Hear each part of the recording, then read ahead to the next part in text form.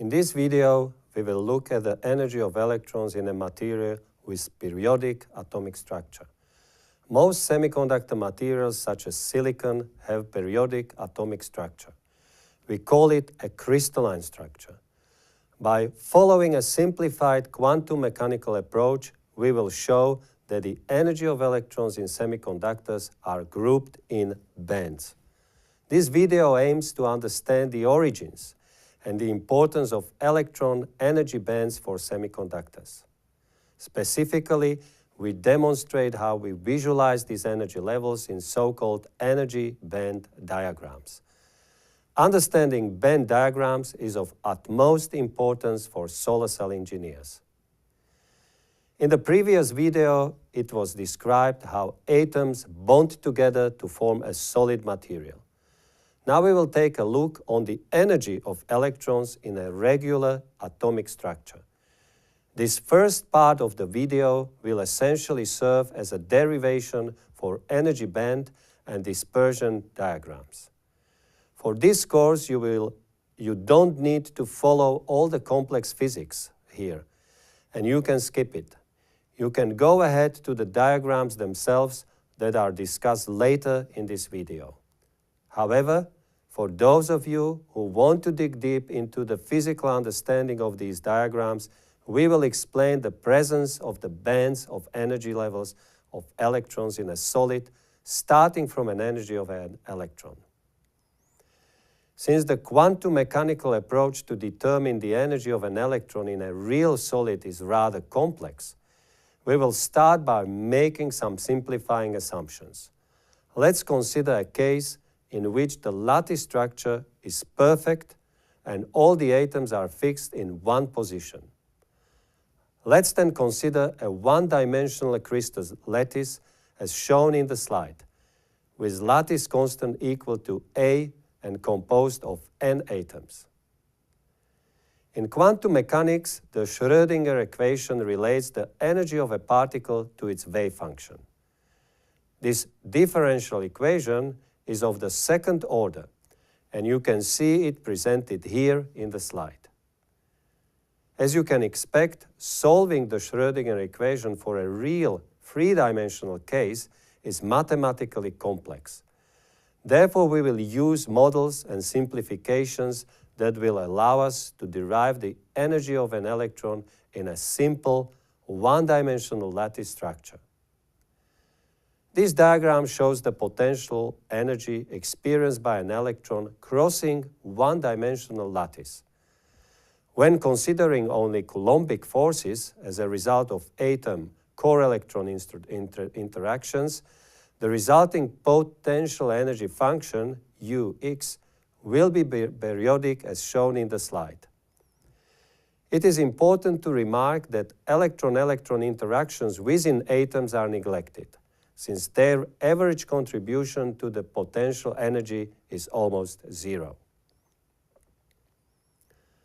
When dealing with a periodic function, we can apply an additional approximation, the Bloch theorem. As a result, we can solve the Schrödinger equation focusing only on a single unit cell. We assume that the lattice is built up of a number of unit cells and consider the other unit cells to be equivalent. In this equation, you can see that the wave function in a certain position of the lattice is dependent on the lattice constant A and a new parameter, K, which is called the wave number. It is important to deduct K in order to determine the allowed energy states for an electron in a periodic lattice. The assumption of a one-dimensional periodic system enables us to arrive to the following conclusions. It can be shown that for a one-dimensional system, there can be only two values of K for each allowed energy state.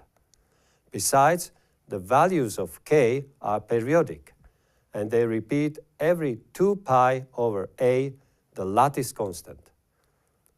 Moreover, if we apply periodic boundary conditions in a finite crystal lattice, K has a distinct number of values. This number equals the number of units, or in our case atoms, that form the lattice. Let's assume the number of atoms is capital N. Since K is inversely proportional to the lattice constant, it can be concluded that the closer the atoms are to each other, the closer the K values will be spaced.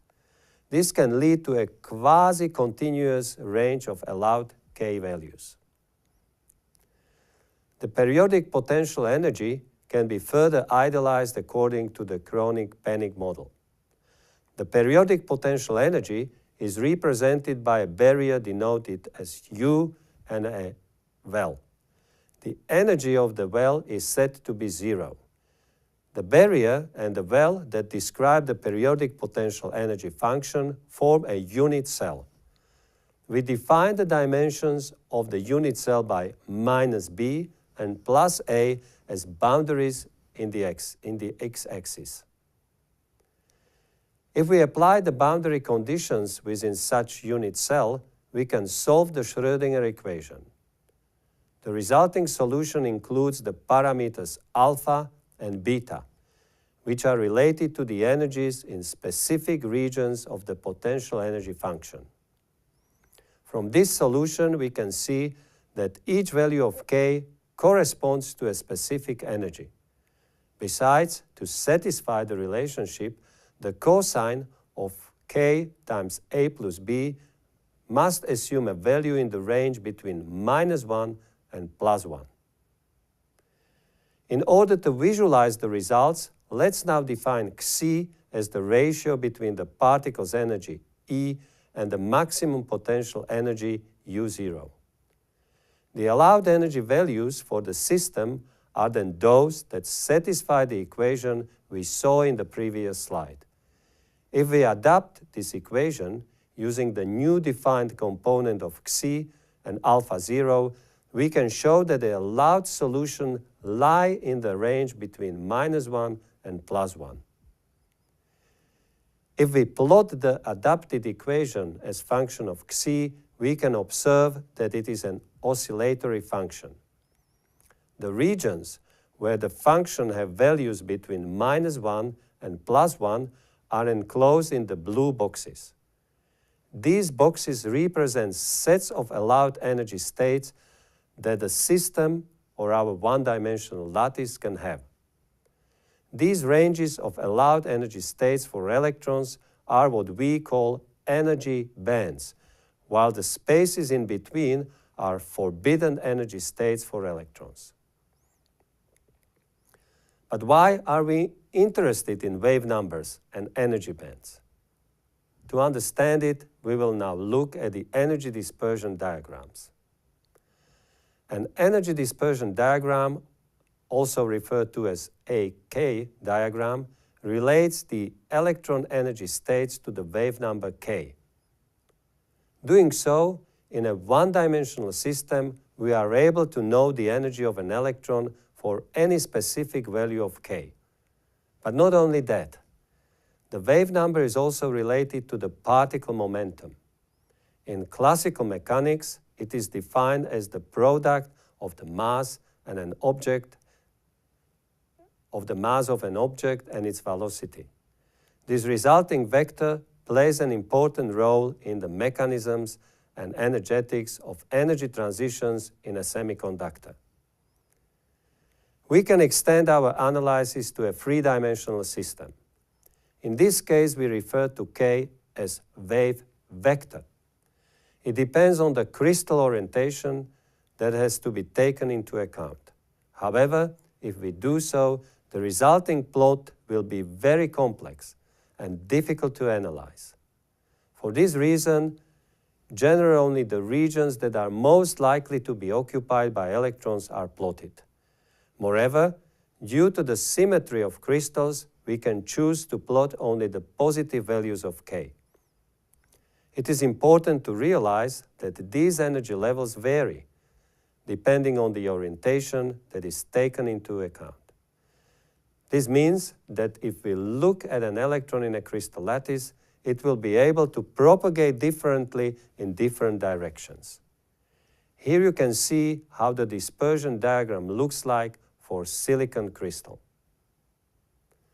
As you saw, we can use dispersion diagrams to extrapolate accurate information regarding the energy of electron. However, due to their complexity, these diagrams are not commonly applied to describe the working principle of solar cells. Instead, we use so-called energy band diagrams to represent energy behavior of electrons in semiconductor materials and solar cells. When discussing three-dimensional dispersion diagrams, we said that only the bands that are most likely to be filled with electrons are represented. For device operation, valence electrons are the most important, and therefore we focus on the energy of valence electrons. The allowed energy levels of valence electrons form the so-called valence and conduction bands. The valence band comprises the energy levels of all valence electrons in a semiconductor material at absolute zero. These electrons are the ones making the covalent bonds, and when forming a bond, they are immobile. So electrons occupying energy states in the valence band are fixed in the lattice and cannot move around. However, when supplied extra energy, for example in the form of heat, they can be excited and leave the bond. When this happens, they gain energy and fill available energy levels in the conduction band. In semiconductors, electrons with energy in the conduction band are mobile and can move throughout the material, allowing the material to conduct electricity. In the case of solar cells, as we will see in following videos, light can excite valence electrons to the energy levels of conduction band. This is the first step to convert energy of light directly into electricity. The difference between the conduction and valence bands is known as the band gap. There are no energy states available for electrons between the top of the valence band and the bottom of the conduction band. So with these three definitions in mind, let's take a look at what a band diagram looks like. Here is the figure. Energy is represented by the y-axis. The valence band is given in blue and the conduction band in yellow. These are numerous energy states in both bands, but we will mostly be concerned with the edges of these bands. These parts of the bands are the most important parts for understanding photovoltaic applications. We can usually draw the bands like this, with a solid yellow box for the conduction band and a solid blue box for the valence band. We can also define the band gap, which we denote as Eg, as the difference between the bottom edge of the conduction band and the top edge of the valence band, which we denote Ev. We will use this diagram over and over again throughout this video series. As I said before, it is enough for you to just understand that electrons occupying energy levels in the valence band are immobile. When they are excited to the energy levels of the conduction band, they become mobile in a material. However, if you want a deeper explanation for what these bands actually mean, you can always refer to this video.